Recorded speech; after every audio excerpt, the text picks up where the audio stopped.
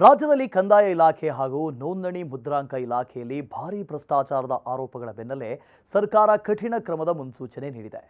ರಾಜ್ಯ ಸರ್ಕಾರದ ಬೊಕ್ಕಸಕ್ಕೆ 11 ಕೋಟಿ ರೂಪಾಯಿಗಳಿಗೂ ಹೆಚ್ಚು ಆರ್ಥಿಕ ನಷ್ಟ ಉಂಟು ಮಾಡಿದಂಥ ಆರೋಪದ ಮೇಲೆ ಕಾಚರಕನಹಳ್ಳಿಯ ಸಬ್ ರಿಜಿಸ್ಟ್ರಾರ್ ರಾಘವೇಂದ್ರ ಒಡೆಯರ್ ಅವರನ್ನ ಕರ್ನಾಟಕ ನೋಂದಣಿ ಮತ್ತು ಮುದ್ರಾಂಕ ಇಲಾಖೆ ಕಡ್ಡಾಯ ನಿವೃತ್ತಿಗೊಳಿಸಿ ಆದೇಶಿಸಿದೆ. ನೋಂದಣಿ ಮಹಾನಿರೀಕ್ಷಕರಾದಂಥ ದಯಾನಂದ್ ಕೆ ಮಾರ್ಚ್ 6ರಂದು ಕಡ್ಡಾಯ ನಿವೃತ್ತಿ ಆದೇಶ ಹೊರಡಿಸಿದ್ದು, ಈ ಕ್ರಮ ಸಬ್ ರಿಜಿಸ್ಟ್ರಾರ್ ಹಾಗೂ ಕಂದಾಯ ಅಧಿಕಾರಿಗಳಿಗೆ ನಡುಕ ಹುಟ್ಟಿಸಿದೆ.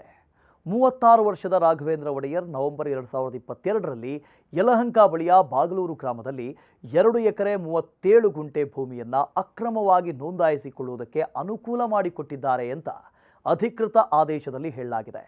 ಈ ಭೂಮಿಯನ್ನು 4 ಕೋಟಿ ರೂಪಾಯಿಗೆ ಮಾರಾಟ ಮಾಡಲಾಗಿತ್ತು ಮತ್ತು ಕೆಲವೇ ದಿನಗಳಲ್ಲಿ ರದ್ದತಿ ಪತ್ರವನ್ನು ನೋಂದಾಯಿಸಲಾಗಿತ್ತು. ಆದರೆ ಸಬ್ ರಿಜಿಸ್ಟ್ರಾರ್ ರಾಘವೇಂದ್ರ ಒಡೆಯರ್ 26,04,000 ರೂಪಾಯಿ ನೋಂದಣಿ ಶುಲ್ಕವನ್ನು ಸಂಗ್ರಹಿಸದೆ ಲೋಪ ಎಸಗಿದ್ದಾರೆ.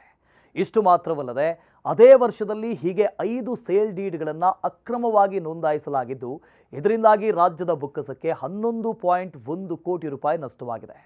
ಒಡೆಯರ್ ಕಾನೂನು ಉಲ್ಲಂಘಿಸಿ ಭೂಮಿಯ ರಿಜಿಸ್ಟ್ರೇಷನ್ ಮಾಡಿಸಿದ್ದು ತಿಳಿದು ಬಂದಿದ್ದು ಇಲಾಖೆ ಕ್ರಮಕ್ಕೆ ಮುಂದಾಗಿದೆ.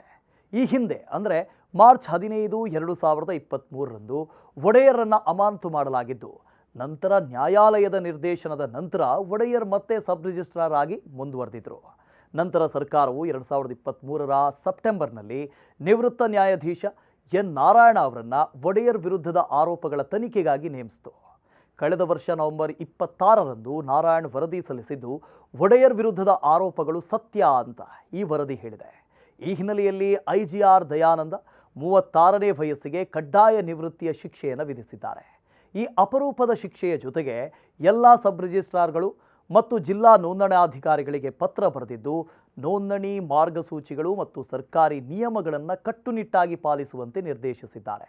ಮಹಾನಗರ ಪಾಲಿಕೆಗಳು, ನಗರ ಮತ್ತು ಪಟ್ಟಣ ಪುರಸಭೆಗಳು ಮತ್ತು ಗ್ರಾಮ ಪಂಚಾಯತ್ನ ಒಳಗಿನ ಆಸ್ತಿ ನೋಂದಣಿಗಳನ್ನು ಇ ಆಸ್ತಿ ಮತ್ತು ಇ ಸ್ವತ್ತು ಸಾಫ್ಟ್ವೇರ್ ಬಳಸಿ ಮಾಡಬೇಕು ಅಂತ ಈ ಪತ್ರದಲ್ಲಿ ಸೂಚಿಸಿದ್ದಾರೆ.